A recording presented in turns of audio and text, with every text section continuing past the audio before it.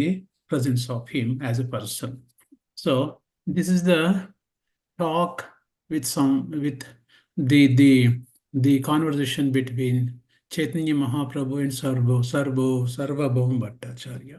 Okay, and I just 3 lessons is too much in 1 hour, but I'll try to summarize each chapter, the crux of it. Okay, I'll just go through a few paragraphs and give the gist of it. Okay, so the and we all know that Chaitanya Mahaprabhu, advent of Chaitanya Mahaprabhu, is West Bengal, and Chaitanya Mahaprabhu is none other than Sri Krishna himself, right?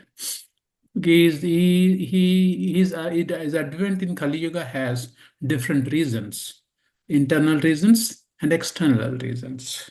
Okay, and some of the internal reasons is that he wanted to feel the ecstatic symptoms of a devotee.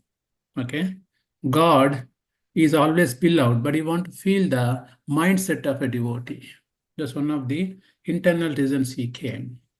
And when Srimati Radharani was like doing unlimited service to him, and he thought, what is great in with me? Lord Sri Krishna thought, okay, I want to go as a devotee and feel the same ecstatic symptoms how devotees feel. So one of the internal reasons. And external reasons, we all know that the Yuga Dharma. Yuga Dharma means each Yuga has its Dharma. Kali Yuga, the Yuga Dharma is Harir Nama, Harir Nama, Harir Nama Iva Kevalam. To preach the gospel of the this Kali Yuga Mahamantra, he took the birth. So these are some of the internal external reasons. And at the same time, Chaitanya Mahaprabhu visited North India, South India. Okay. And there was a lot of Mayavadam. Mayavadam means that people who doesn't believe God is a person. Okay, the Mayavadam means a people who doesn't believe God is a person. So Chaitanya Mahaprabhu had a huge task on his shoulders, that he went to North, he met Prakashananda Saraswati in Varanasi, a great Mayavadi philosopher. He had thousands of disciples, okay, and he converted into a devotee. And Chaitanya Mahaprabhu also went South India. He met, Ramananda Rai near Godavari, okay, and there he established his mission. Now, when Chaitanya Mahaprabhu first visited Jagannath Puri temple, we all know that. What happened to Chaitanya Mahaprabhu? Anybody guess? When he visited Jagannath Puri temple first time? He just became unconscious. He became very unconscious. Yes, he became unconscious. Because he himself is the Supreme Lord. By looking at the Jagannath, his ecstatic symptoms manifested, he fell unconscious.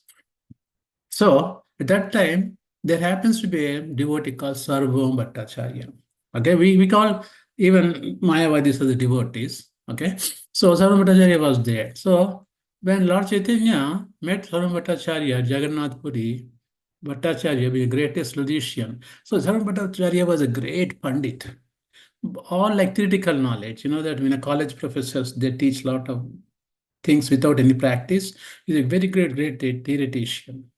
And he's very, very well considered in the Vedanta Sutras as well. Bhattacharya made very difficult. So then when Mahaprabhu regained his consciousness, Sarvabhouma said, you're a young sannyasi and you are supposed to hear Vedanta Sutras. And Mahaprabhu, being a very humble, Supreme Lord himself, he just agrees to him. Okay, he says, Bhattacharya, it would be difficult for the youthful Lord to continue sannyasi. When Lord agreed, Bhattacharya began to teach him in the temple of Jagannath. Then started preaching about the Vedanta Sutras. Okay, the Bhattacharya spoke to the Lord about Vedanta continuously for 7 days. He spoke. Keeps on talking. Mahaprabhu did not open his mouth. So then Bhattacharya got one question. I'm talking for 7 days continuously. Why he doesn't even use Chaitanya Mahaprabhu? Why this person is not opening his mouth? He's asking. On the eighth day, Bhattacharya said, "You have been hearing the Vedanta Sutra from me for the past week, but you have not asked any questions. What's happening? Nor have you indicated whether I am explaining it nicely. So I cannot tell whether you are understanding me or not. You know, if some when you say something, if somebody doesn't respond, we get a question. Are they understanding? Either there are two things, whether the understanding full or the understanding zero. Right? So then he got a doubt. Then Mahaprabhu very humbly replied, I am a fool. The Lord replied, I have no capacity to study Vedanta Sutras. But since you asked me to hear, I am listening. It's a very simple answer he gave. I have no qualification. Look at that. I have no capacity to read the Vedanta Sutras. But this is out of humility, Mahaprabhu. Mahaprabhu is the Supreme Lord himself. He knows all the Vedas and everything. Is Sarvasya Shastram. Sarvashastras he knows, but he's behaving humbly. Said, I'm a fool. I'm listening what you are telling. Okay. And he said that, but as far as your explanation is concerned, I cannot understand. He's very, what you call, very direct. He did not hide anything. Yeah, you're talking, but I'm not understanding anything. Thus, Lord indicated that Mayavadi Sampradaya, there are so many so-called sannyasis who, even though illiterate, unintelligent, hear the Vedanta Sutra from their spiritual masters for formally. So it is in Mayavadi line of this succession that even literate, illiterate, everybody listens to the Vedanta Sutras as a matter of formality. Although they listen, they do not understand anything. They listen, but they don't understand. As far as Lord Chaitanya is concerned, the reason he said did not understand, the explanation of Bhattacharya was not because it was difficult for him to understand, because he did not approve the Mayavad interpretation. Mahaprabhu said, I'm not understanding. It's not that my Mahaprabhu is not understanding, but the way he's explaining is not understanding. Because Mayavadis, they read Bhagavad Gita as we read, but their interpretation is totally different. They're totally different because in our Bhagavad Gita, Bhagavatam shlokas, when we read, and Prabhupada somehow connects to devotional service, every shloka. Prabhupada gives that every shloka, the crux is devotional service, devotional service. You see, or go home back to Godhead. These two words, Prabhupada mostly concludes each and every shloka in Bhagavatam, Bhagavad Gita. Either you go home go home back to Godhead, or devotional service to Krishna. In a Mayavadi philosopher, there's no devotional service. They think that Krishna is a light. God is Nirakar. God ka akar nahi hai. That is their main. If God is no shape, no form, and then what kind of relationship you want to establish with the Supreme Lord? That is the difficulty with the Mayavadis. Okay? Then when the Lord said that he was an uneducated fool and could not follow, Bhattacharya replied, if you do not follow why what I am saying, we should have asked me questions. Why are you keeping quiet? Okay, he said, my dear sir, the Lord replied, as far as Vedanta Sutra is concerned, I can understand the meaning quite well, but I cannot understand your explanations. Look at that. Because he is well telling in a Mayavadic way, Mahaprabhu was confused. What is talking? Krishna is a person, we have to serve him, but he's talking about impersonal aspect of the Supreme Lord. And how can I understand that? That's why he said, my dear sir, I did not understand what you're talking. I know Vedanta Sutras, but your explanation is not proper. And that is where it starts from. Then Chaitanya Mahaprabhu talks about, real meaning of direct. Then he says, he's explaining meanings obscure, which is not making any sense. You did not elucidate the direct meaning, but imagine something and thus obscure true meaning. So you're not explaining. See, that devotional service is direct. There is no question of making gimmicks and magics. Krishna is there, you are there, you saw him directly. Right, but he's talking, this Mayavad is talking in different ways about the Vedanta philosophy, this philosophy, that philosophy. That is what I'm confused totally. What you're talking, it doesn't make any sense. Then Chaitanya Mahaprabhu starts from here. According to, I just don't want to go to full details. This is the crux of this lesson, basically. What is that when Sarvabhouma Bhattacharya and teaching for 1 week, Mahaprabhu did not open his mouth. And he end of the day, he was asking, why are you not asking? But I'm not understanding what you're talking. Lord Chaitanya protested against misinterpretation of the Upanishads. He said, there are Upanishads are there, all these Upanishads, 109 beats are there. Okay. Then Mahaprabhu said, we don't need, see, read Upanishads to gain knowledge. But as for Srimad Bhagavad Gita, Prabhupada beautifully writes that all 108 Upanishads have been summarized in one Upanishad that is called Gita Upanishad.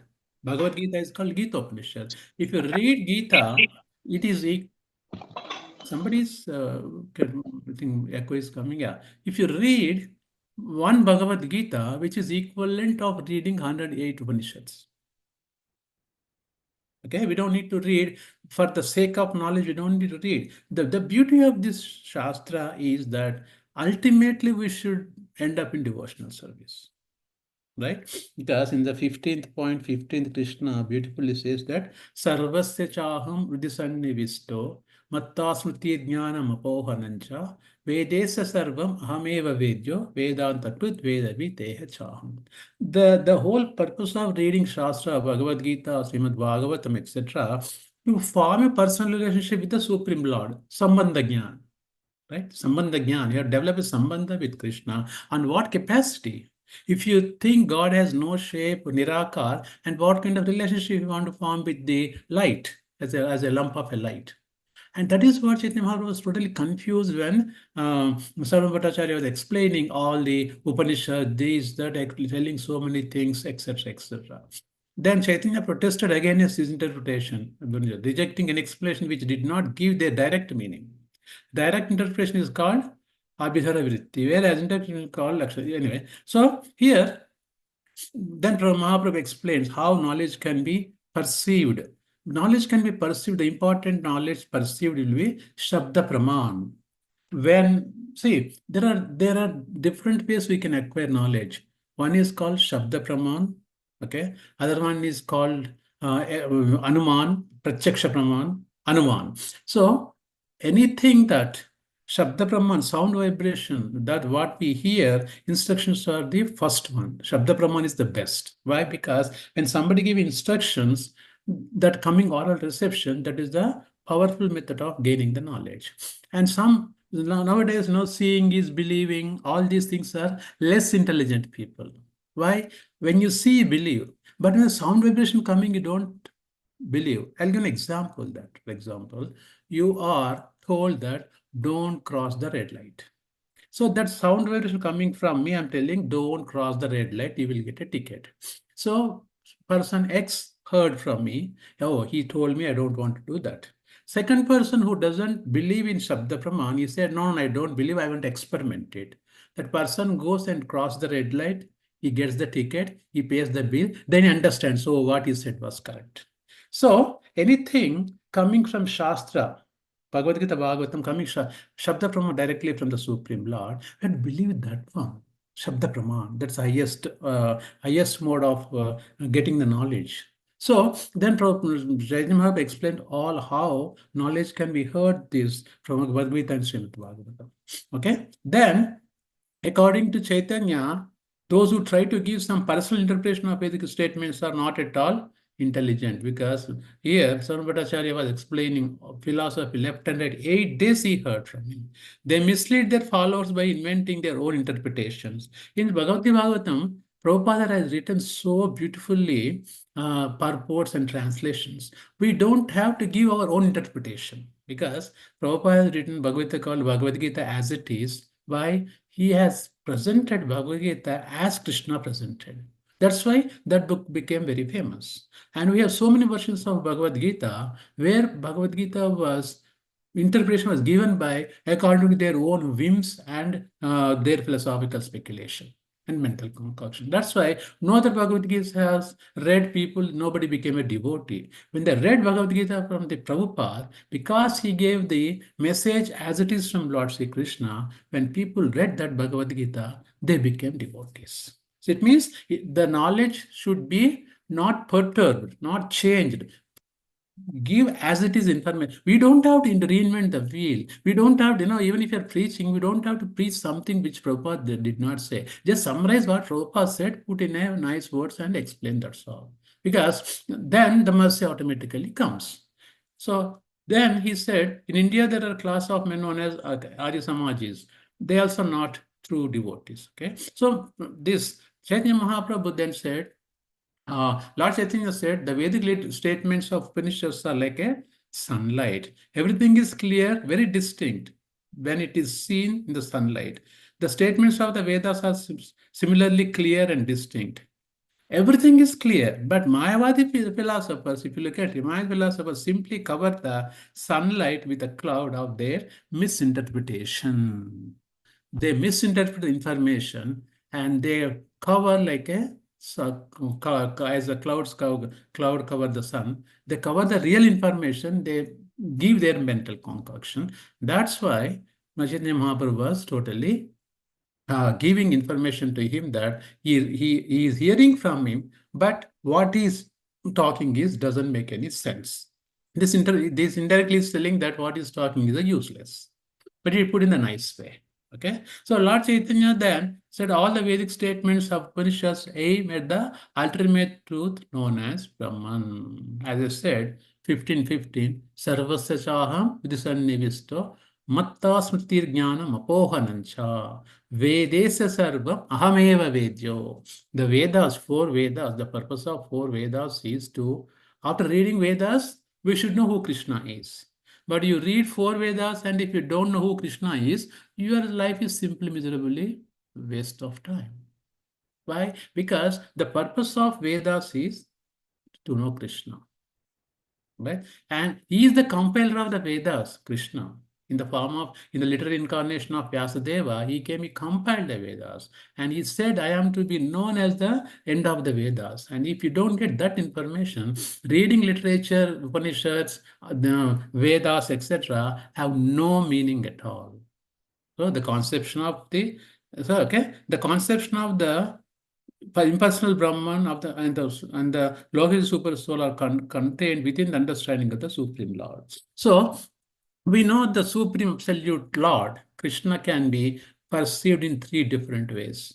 Brahmeti, Paramatmeti, Bhagavaneti, iti sabhyate, Bhagavatam says that. It means Krishna has three features. One is effulgence coming from the body of Krishna. Okay, that's called Brahma Jyoti. Second aspect of Krishna is partial relation of Krishna. Third one is Supreme Lord himself. I'll give an example. For example, you are in a railway station, okay, and the train is coming from the long distance. You go to the near tracks and see, oh, first you can see the light. Oh, it's in the dark, for example. You see the light. Oh, light means the train is coming. That means we know Supreme, like just compared to the Supreme Lord, effulgence, okay, Supreme Lord is there.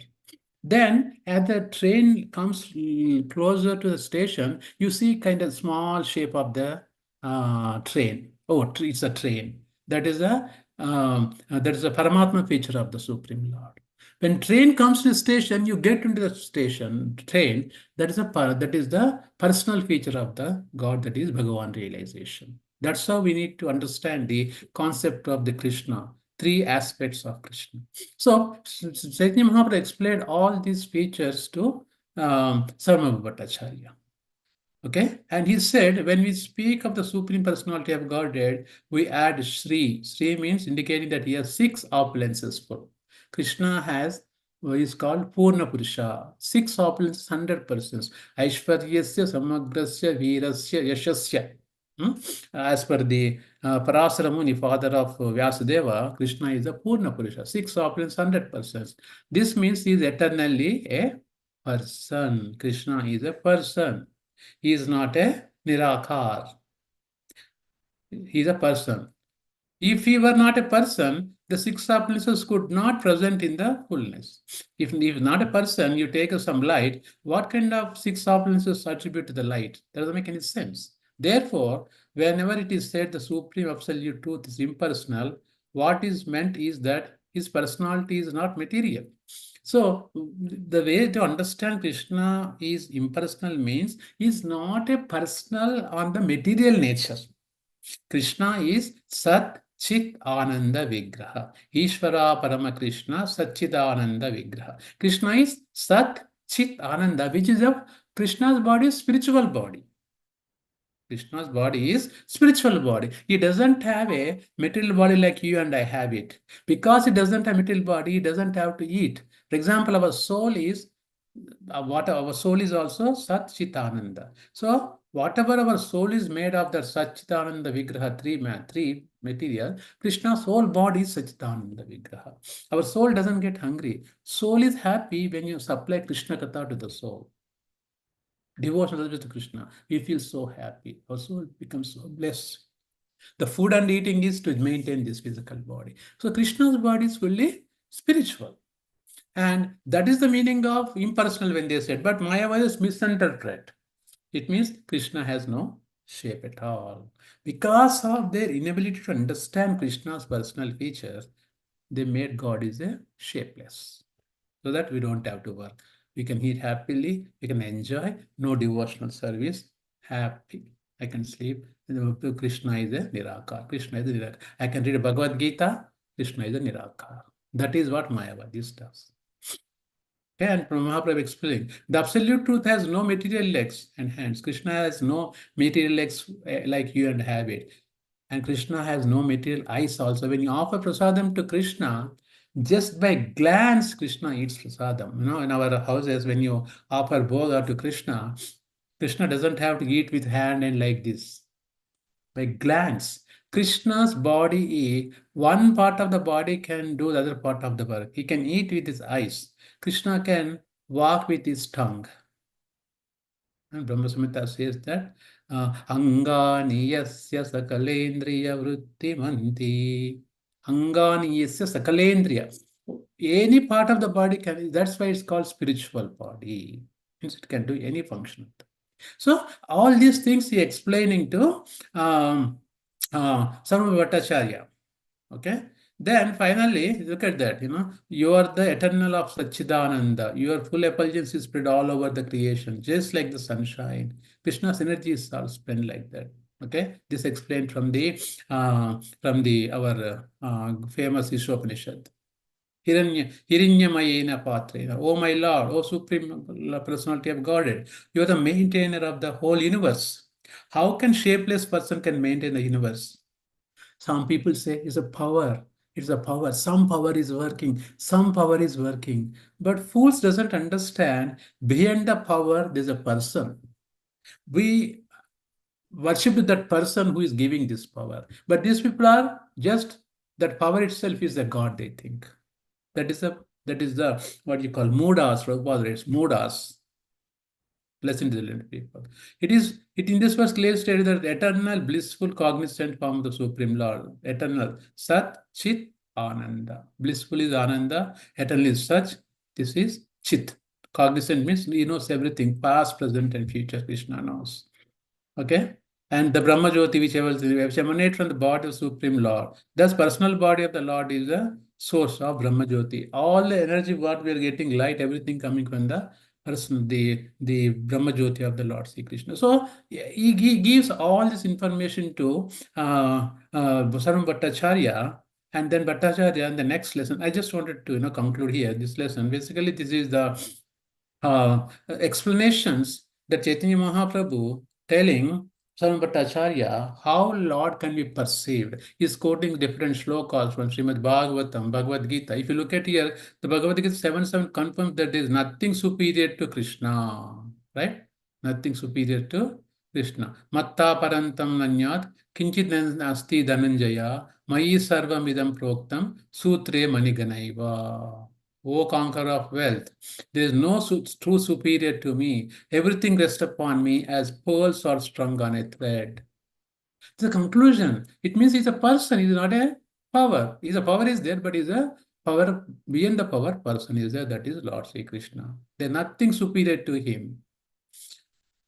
And Madhvacharya, Ramanujacharya, all the charyas have they proved that God is a person. And these Mayavadis who are, they are the Shankarites, Shankara philosophy, they follow the Mayavadi philosophy. So that is what the Sambhash literally goes between Chaitanya Mahaprabhu and Sarvabhouma Bhattacharya. Okay. Then the next lesson here goes personal and impersonal realizations. What does it mean?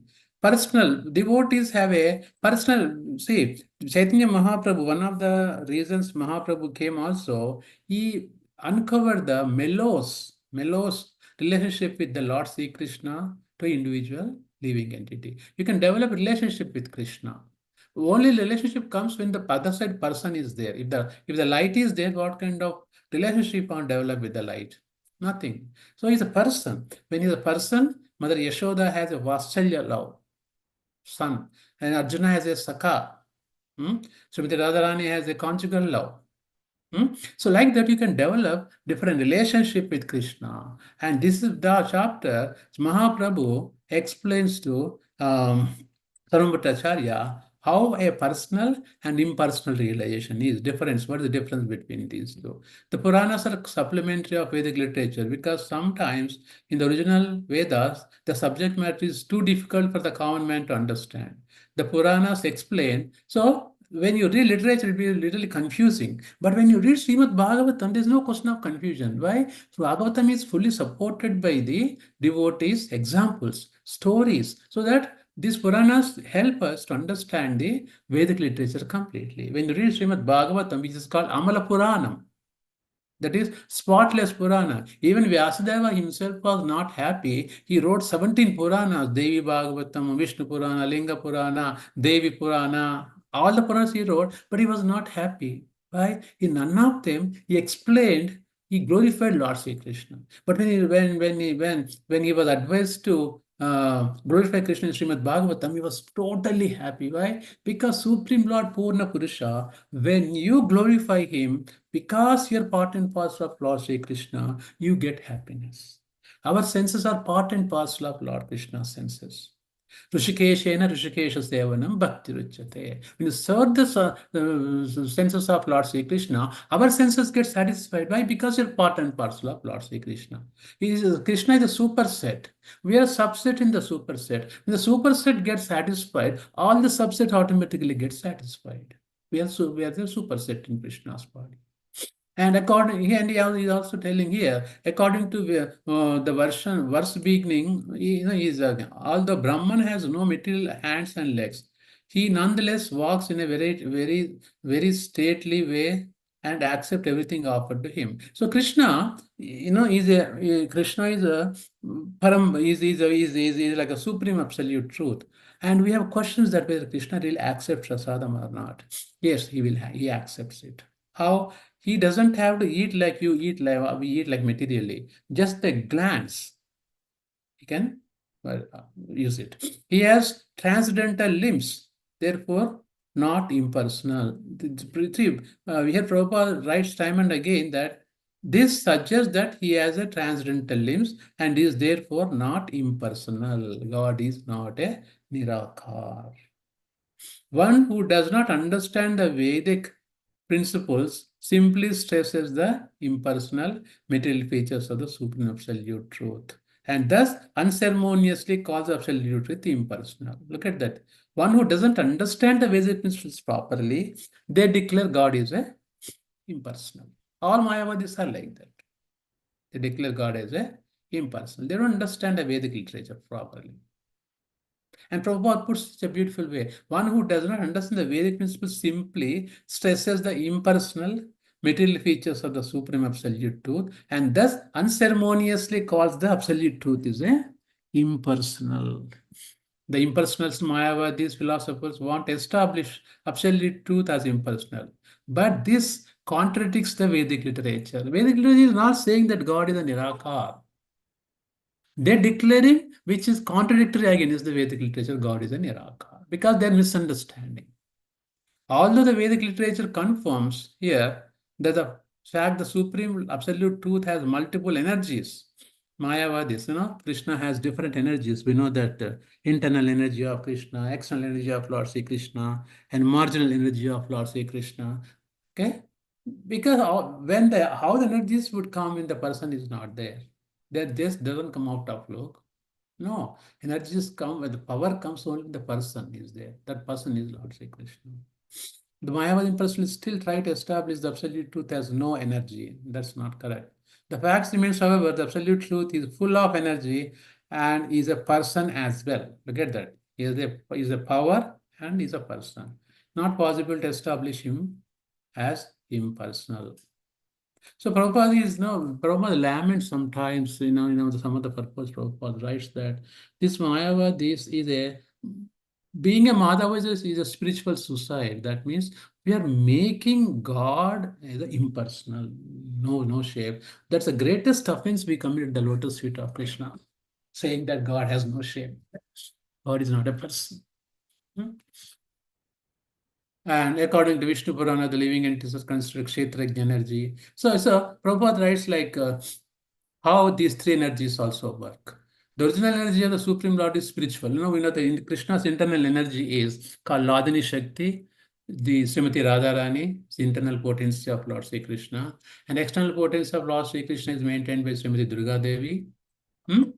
and marginal energy, we living entities falls on the tatastha marginal energy. So why we marginal energy? Because we can go and surrender to material energy, or we can go and surrender to spiritual energy. It's a pure our free will. When you go and surrender to the material energy, you'll be entangled in this material world. Punarapi jananam, punarapi maranam, as Shankaracharya explains. Hmm? And when you come and take the shelter of the internal energy of Lord Sri Krishna Srimati Radharani as a devotional service, then you will be relieved from this material world.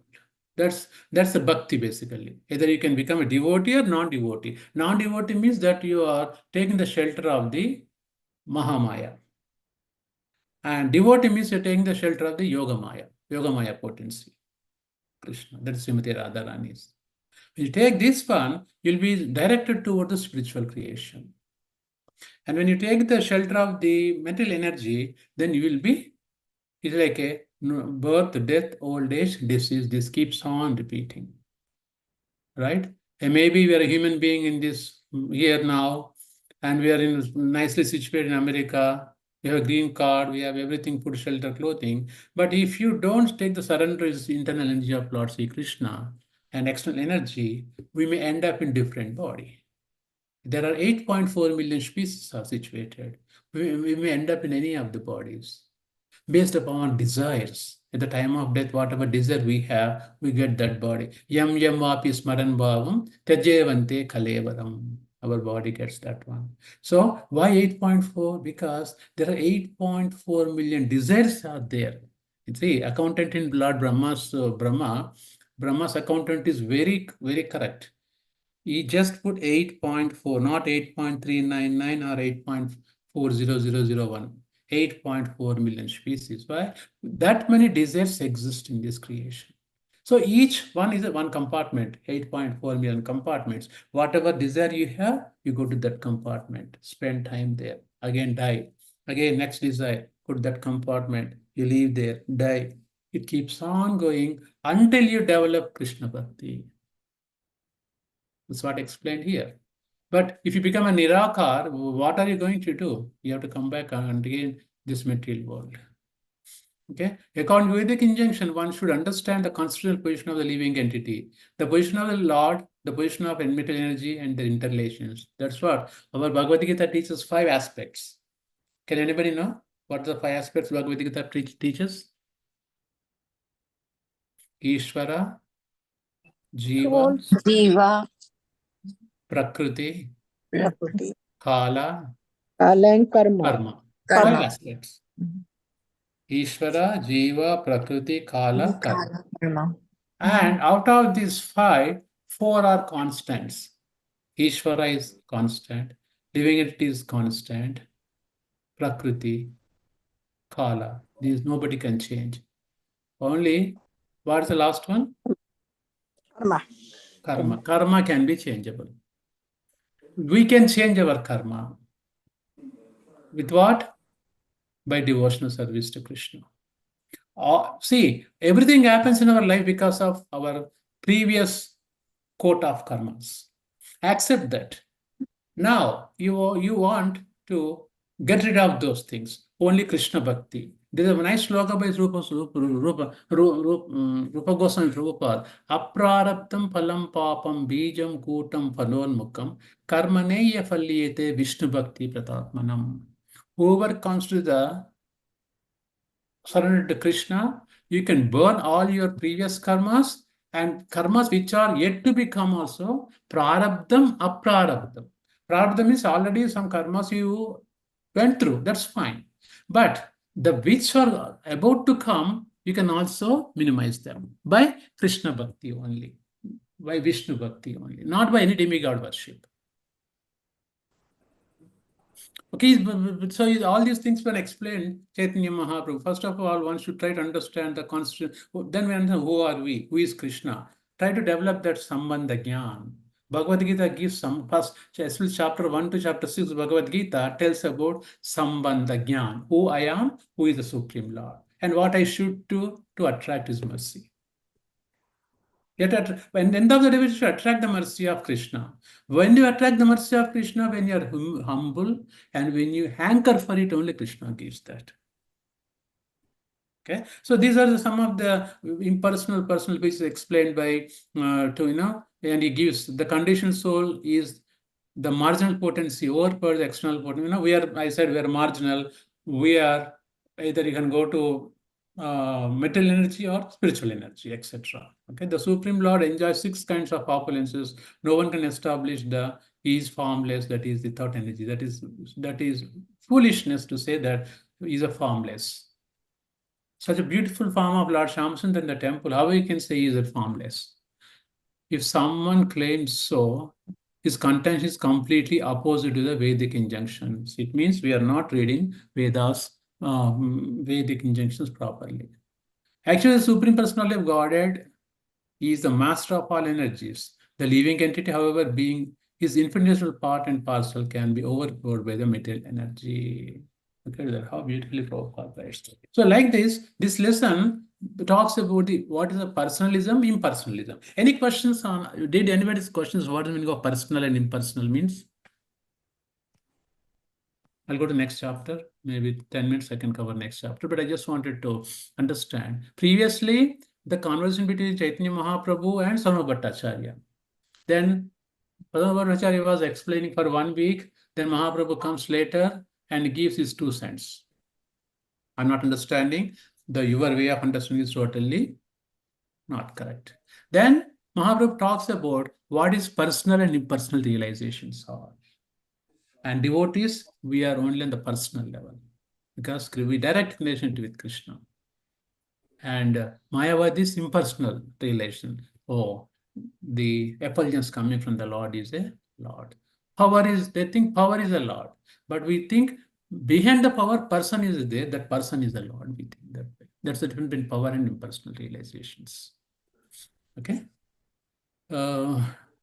Okay, if no questions, what we will do, I mean, there's a lot of material I cannot cover, and also I don't remember most of the points. You guys can read and understand. This is very important here. Then how Sarvabhouma Bhattacharya converted into a devotee of the Lord.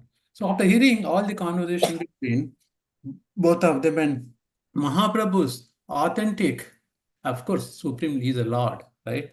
He came as a devotee. He convinced Sarvabhouma Bhattacharya, and Bhattacharya was totally convinced by the Chaitanya Mahaprabhu's arguments. So, for the impersonalists and void philosophers, the next world is the world of senseless eternity and bliss. The voidist philosophers want to establish ultimately everything is senseless. The impersonalists want to establish that is in the next world, there is simply knowledge without any activities. Thus, less intelligent salvation try to carry imperfect knowledge into the sphere of perfect spiritual activity. Because the impersonalist experiences material activity as miserable, he wants to establish a spiritual life without activity. That is what impersonal. They do spiritual activity with us. They want to do spiritual life without activity, which is not possible. He cannot understand the activities of the devotional service. Mayavadis, they can understand devotional service. The Lord Chaitanya exposed many defects in the Mayavada philosophy. And although the Bhattacharya tried to establish himself by logic, world of jugglery, Lord Chaitanya was able to defend himself from his attacks. There's a lot of back and forth hustle went on between Chaitanya Mahaprabhu and Sarvabhouma Bhattacharya. The Lord established the Vedic literature is meant for three things. What are the Vedic literature? Bhagavatam gives three things: understanding our relationship with the absolute personality of Godhead, understanding, relationship. When you read Bhagavad Gita gives the knowledge of a Sambandha Gyan, who is Krishna, who I am, what I'm supposed to do, what is my duty as a living entity. That is what Bhagavad Gita teaches. Mostly for chapter 1 to 6 talks about atomic cell. As a living entity, we should do karma yoga, and then Nishkama Karma Yoga, then Bhagavad Artha Nishkama Karma Yoga, then Dhyana Yoga, then you come to devotional service. And account the understanding of achievement, highest perfection of love of Godhead. This is what Prabhupada gave us. Chaitanya Mahaprabhu gave love of Godhead. See, Sat, Chit, Ananda. The people who worship only effulgence, Mayavadis, they see only Sat potency of Krishna. Sat potency of Krishna. And people who the yogis and rishis who feels a partial realization of Lord Sri Krishna, they feel Sat and Chit potency. But devotees who accept Krishna as a person, we Sat, Chit, Ananda, bliss. So this love part is missed by Mayavadis and yogis. But devotees is a love of God. This is what Mahaprabhu gave it to us. How is love of Godhead? When you go to temple, when you chant Hare Krishna, supposed to be, when you go, you feel, what is that? Today morning, Bhagavatam, we are studying that shloka. Paramavidya paramagoyam pavitram idam uttamam. Paramavidya, topmost secret is what? I am not this body, I am the soul. And Krishna gives this message through love of Godhead. This is what Prabhupada gave us. What did Prabhupada give it to us? Love of Godhead. Loving, Prabhupada says loving devotional service, never says devotional service. Loving devotional service. Then the Lord Mahaprabhu quoted some verses from the Puranas, and he established that Shankaracharya was ordered to teach Mayavadi philosophy. Actually, Shankaracharya, he is in charge of this, he is the head of the Mayavada philosophy, but he himself was a devotee of the Lord. Based on the instructions given by the Supreme Lord, he came as a Shankara, the form of Lord Shiva, to preach Mayavadam because people in those days were not ready to accept the personal feature of the Lord. That's why he came. He established that Shankaracharya was ordered to teach Mayavadi philosophy with the Supreme Personality of Godhead based upon the Supreme Lord's orders. Because especially after Buddhism, Buddha came, he said, there's no God, no, he rejected full Vedas. He said, do good, be good. That's it. Then after that, who came? Shankaracharya came. Okay, do good, be do. Okay, God is there, but God is not a person. He's just a light. Then after who came? Ramanujacharya came. He said, no. The Ramanujacharya gave a Dvaita philosophy. Shankaracharya gave Advaita philosophy, Advaitam.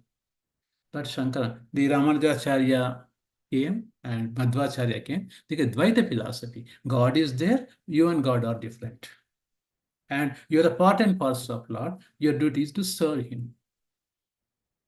Okay? And he quoted verse from Padma Purana, etc.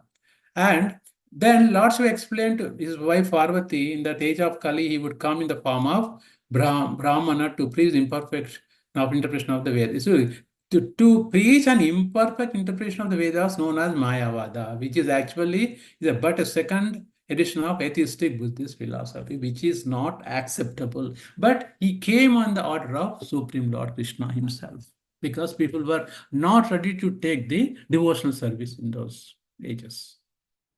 But Ramanujacharya is a pure devotee of the Lord. He wrote Govindam Bhaja Govindam. You all know that, right? Govindam Bhaja Govindam Mudamate. And he also wrote Jagannathastakam. We read in the temple, right? Jagannathastakam nowadays, in because of Ratha Yatra. Who wrote Jagannathastakam? Shankaracharya. Shankaracharya, yes. And how come that being a Mayavadi philosopher, how did he compose Jagannathastakam? He knows that God is there. He knows he's a devotee of the Lord. And he wrote, Govindam Bhaja Govindam Mudamate Sanniti Kale Sampratigate Nahi Nahi Rakshati. He wrote, Govinda is there. But people were not ready to accept in those days. That's why he developed his Mayavadi philosophy. That's why Krishna sent him to teach Maya. See, it's called a hierarchy. It's hierarchy like people from Buddhism to directly, if you teach them direct relation, direct bhakti, they get confused. That's why, okay, this is the first level, second level is Mayavadam, third level is Vaishnava philosophy. Then after this, Bhattacharya was overwhelmed. Then Bhattacharya accepted, the son of Bhattacharya accepted Mahaprabhu's explanations. After hearing Mayavadi philosophy, explained, he could not speak. He was astonished. Oh, then he opened the eyes of Bhattacharya, son of Bhattacharya. Devotional service. Krishna is a person. You can give arati to him. You can do acharana. You can offer prasadam to him. You can bathe him. Archa Vigraha form. He gave all. Then Bhattacharya was so ecstatic. Oh my gosh. I was under under ignorance, that thinking God is a shapeless. Now God has a shape. I can do all these devotional services and he become fully devotee of Lord Sri Krishna and all. That's how Chaitanya Mahaprabhu culminated this message of Krishna consciousness going the north, Prakashananda Saraswati, south, Ramananda Rai near Godavari, and he went to South India and he collected the Brahma Samhita from Kerala, some other, I don't remember the name of the Kerala, someplace. He recovered the Brahma Samhita there and Brahma's realizations. And Brahma also thought in the same way, I am the greatest person, nobody in this. But in the Brahma Vimochana Leela, he learned his lesson, hard way. Hard way. Then he said first line, Ishvara Parama Krishna Sachidananda Vigraha Anadiradir Govinda Sarva Karana Karanam. You are the cause of all causes, my dear Govinda. I'm trying to play games with you. Please excuse me. Please pardon me. I try to hide your coward voice, but you manifested into everything. And what a fool I am, Brahma was saying.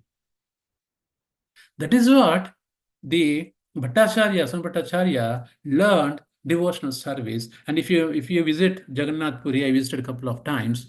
Near Jagannath Puri, walkable distance, we have Son Bhattacharya's house. Still now, he gave darshan to him as a Shadbhuja form.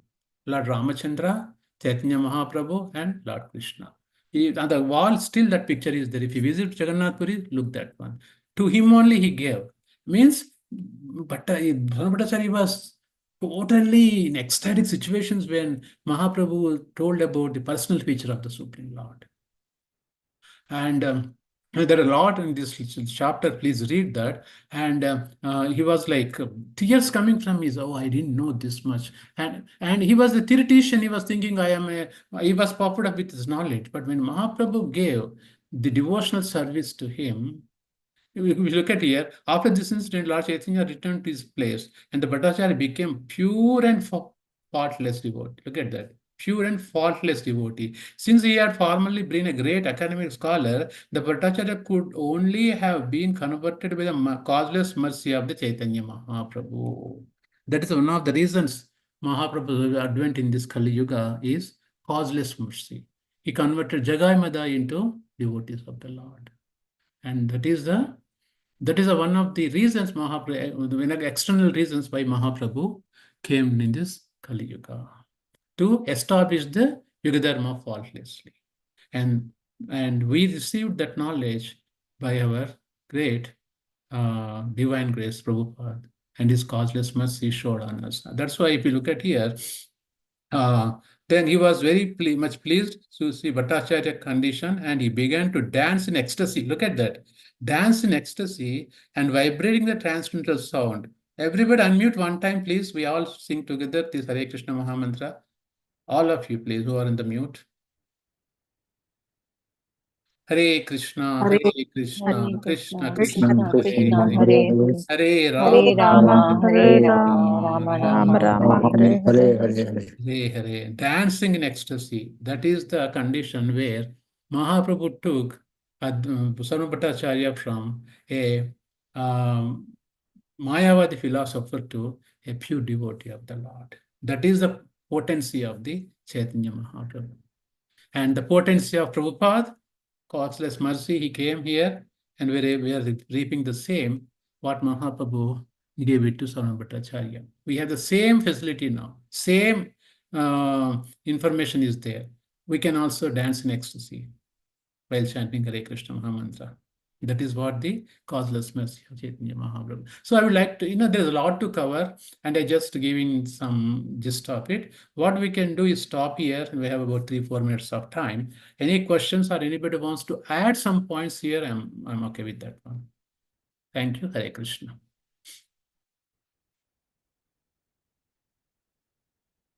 Please feel free to add some points and or give your reflections on this one.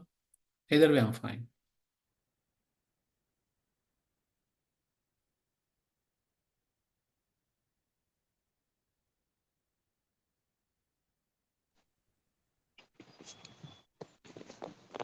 Hare Krishna Prabhu, please accept my humble obeisance. All glories to Srila Prabhupada.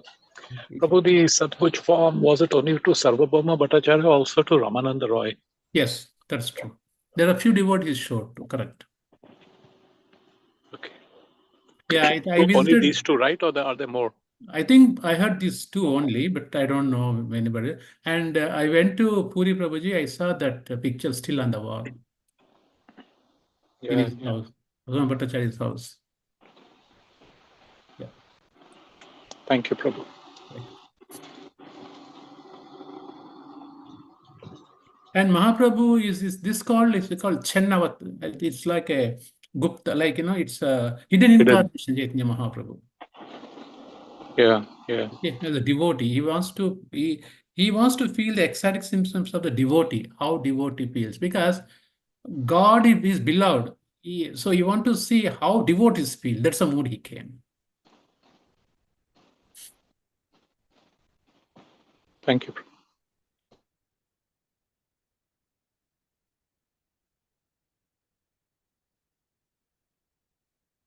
Yeah. Anybody else?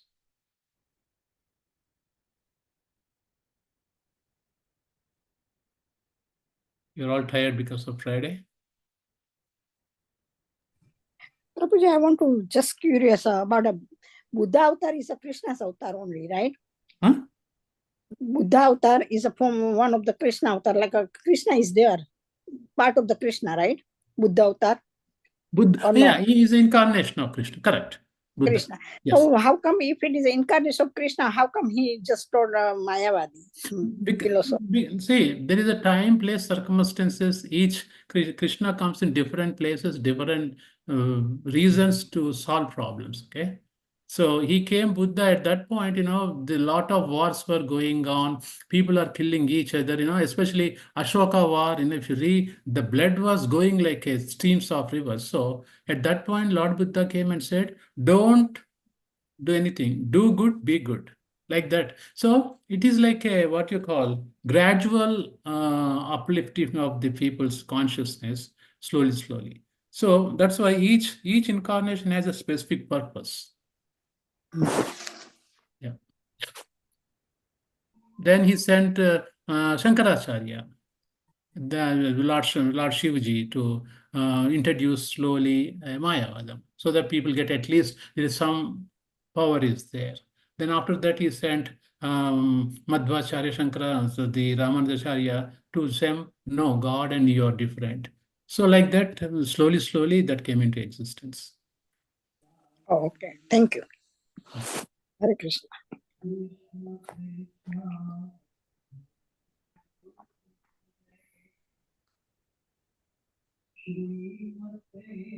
Any more questions or any more reflections?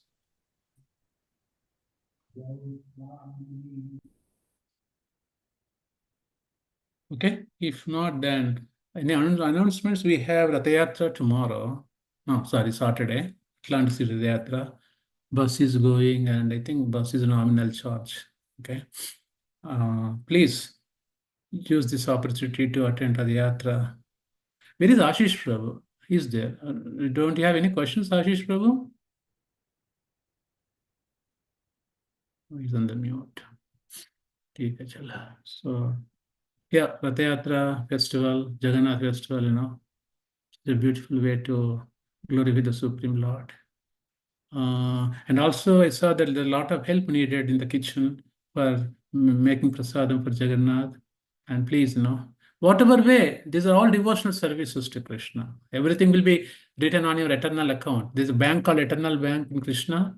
It's not a Bank of America, PNC Bank, eternal account. That account doesn't erase even if you change the bodies. Everything will be written there. So it will be written whenever you do this service.